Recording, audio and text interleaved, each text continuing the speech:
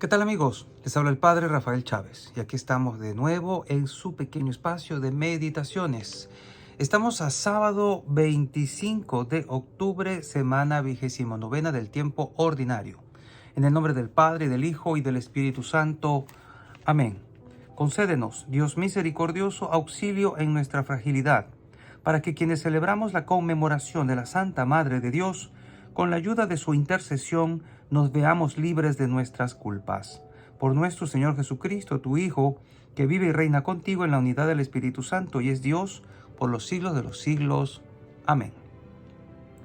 Comenzamos. La primera lectura está tomada de la carta a los Romanos, capítulo 8, versículos del 1 al 11. Hermanos, ya no hay condenación que valga contra los que están unidos a Cristo Jesús, porque ellos ya no viven conforme al desorden egoísta del hombre. Pues si estamos unidos a Cristo Jesús, la ley del Espíritu vivificador nos ha librado del pecado y de la muerte. En efecto, lo que bajo el régimen de la ley de Moisés era imposible por el desorden y egoísmo del hombre, Dios lo ha hecho posible cuando envió a su propio Hijo, que se hizo hombre y tomó una condición humana semejante a la nuestra, que es pecadora, y para purificarnos de todo pecado condenó a muerte al pecado en la humanidad de su Hijo. De este modo, la salvación prometida por la ley se realiza cumplidamente en nosotros, puesto que ya no vivimos conforme al desorden y egoísmo humanos, sino conforme al Espíritu. Ciertamente, los hombres que llevan una vida desordenada y egoísta piensan y actúan conforme a ella, pero los que viven de acuerdo con el Espíritu piensan y actúan conforme a éste. Las aspiraciones desordenadas y egoístas conducen a la muerte.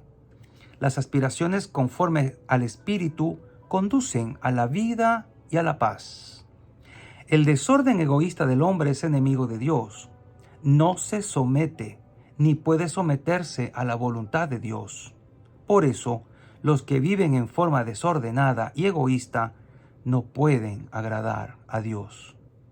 Pero ustedes no llevan esa clase de vida, sino una vida conforme al Espíritu, puesto que el Espíritu de Dios habita verdaderamente en ustedes. Quien no tiene el Espíritu de Cristo no es de Cristo. En cambio, si Cristo vive en ustedes, aunque su cuerpo siga sujeto a la muerte a causa del pecado, su espíritu vive a causa de la actividad salvadora de Dios. Si el Espíritu del Padre que resucitó a Jesús de entre los muertos habita en ustedes, entonces el Padre que resucitó a Jesús de entre los muertos también les dará vida a sus cuerpos mortales, por la obra de su Espíritu que habita en ustedes. Palabra de Dios, te alabamos, Señor. Salmo 23. Este, Señor, es el grupo que busca tu presencia. Del Señor es la tierra y cuanto la llena, el orbe y todos sus habitantes. Él la fundó sobre los mares, Él la afianzó sobre los ríos. Este, Señor, es el grupo que busca tu presencia. ¿Quién puede subir al monte del Señor? ¿Quién puede estar en el recinto sacro? El hombre de manos inocentes y puro corazón, que no confía en los ídolos. Este, Señor, es el grupo que busca tu presencia. Ese recibirá la bendición del Señor, le hará justicia el Dios de salvación. Este es el grupo que busca al Señor, que viene a tu presencia, Dios de Jacob.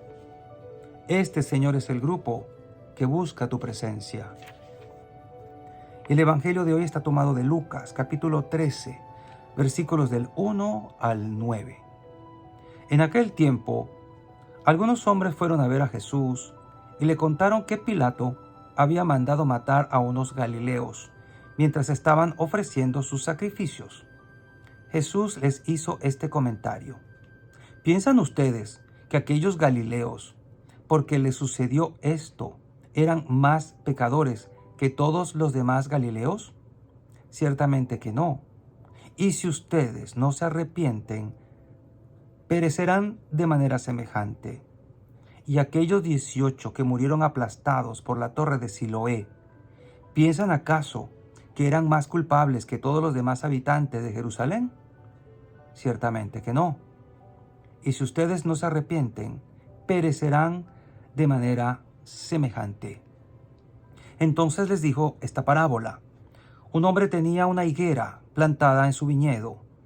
Fue a buscar higos y no los encontró. Dijo entonces al viñador: mira, durante 3 años seguidos he venido a buscar higos en esta higuera y no los he encontrado. Córtala. ¿Para qué ocupa la tierra inútilmente? El viñador le contestó: Señor, déjala todavía este año. Voy a aflojar la tierra alrededor y echarle abono para ver si da fruto.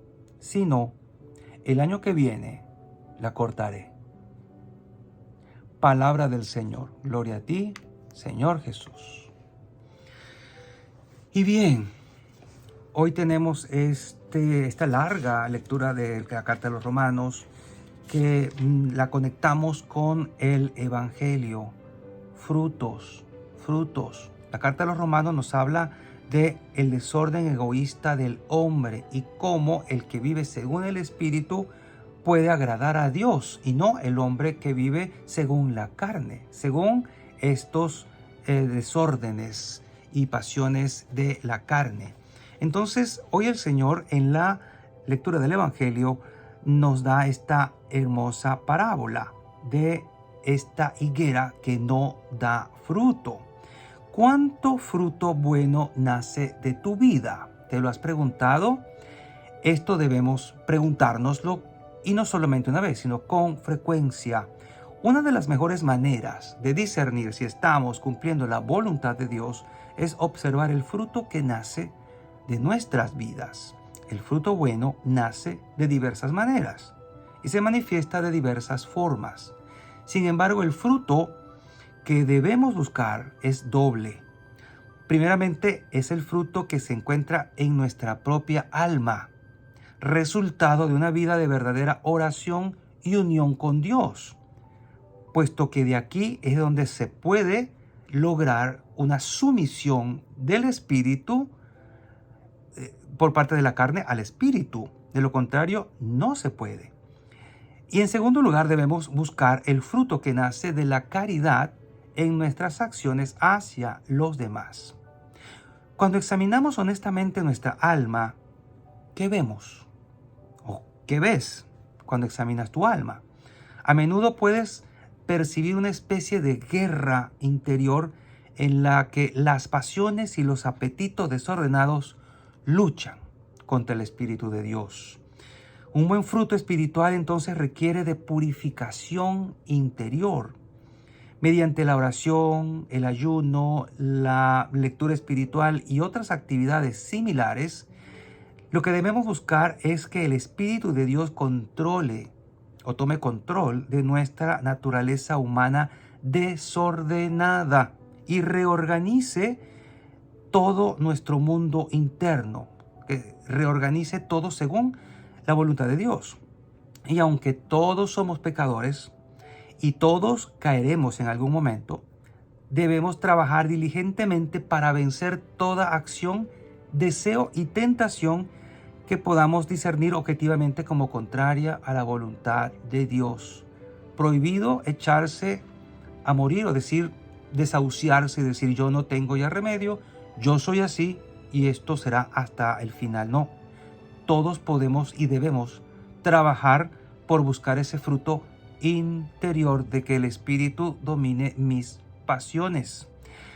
A veces la naturaleza humana caída puede ser tan fuerte y arrastrarnos tan fuertemente al pecado que puede confundir nuestro intelecto y podemos llegar a justificar nuestras acciones pecaminosas y decir, es que soy así y así voy a ser para siempre.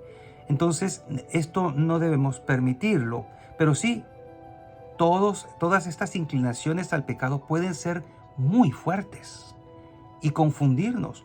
¿No te has dado cuenta que hay pecados reiterativos que confiesas y confiesas y confiesas y todavía no logras superarlos porque no has trabajado quizá, y digo quizá, suficiente la causa o la raíz? de ese pecado. Pero si deseas realmente dar fruto espiritual, el fruto que Dios aspira de ti, entonces debemos que elegir continuamente hacer de nuestra vida interior un jardín fructífero donde las virtudes de Dios crezcan y se nutran en abundancia. Entonces, preguntémonos de nuevo, ¿qué vemos cuando examinamos nuestra vida interior? Fíjense que a medida que Dios nutre las virtudes de nuestro interior y nuestras pasiones y apetitos desordenados caen bajo el control del Espíritu Santo, también descubriremos la necesidad de permitir que esos frutos interiores del amor de Dios fluyan hacia las vidas de los demás. Y entonces comenzaremos a desear una vida desinteresada y sacrificada. No se llegará a desear esto hasta que no tengamos la vida interior organizada.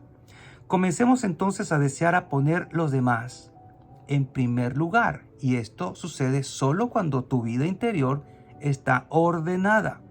Consideraremos la vida de los demás como valiosa y llena de dignidad. El hombre egoísta no piensa eso. Piensa en sí mismo y en cómo satisfacerse. El hombre que ha dominado sus pasiones empieza a ver a los demás desde los ojos de Dios y los pone entonces en primer lugar. Y entonces superaremos el juicio, la dureza, la ira y todas esas cosas parecidas. Nos encontraremos deseando el bien ajeno y nos sentiremos atraídos sobrenaturalmente a realizar muchos pequeños actos buenos hacia los demás. Pero todo comienza en nuestra vida interior, que nuestro Señor desea cultivar y fertilizar con su gracia para que los frutos interiores de su amor crezcan en nuestro interior y finalmente se manifiesten en nuestras acciones diarias. Entonces, no perdamos más tiempo, pongámonos a trabajar en ello para que el Señor, cuando llegue a nuestra presencia, no descubra que somos una higuera estéril. Y la bendición de Dios Todopoderoso, Padre, Hijo y Espíritu Santo, descienda sobre cada uno de ustedes y les acompañe siempre. Y seguiremos en contacto, si Dios lo permite, a través de este canal. Chao, chao.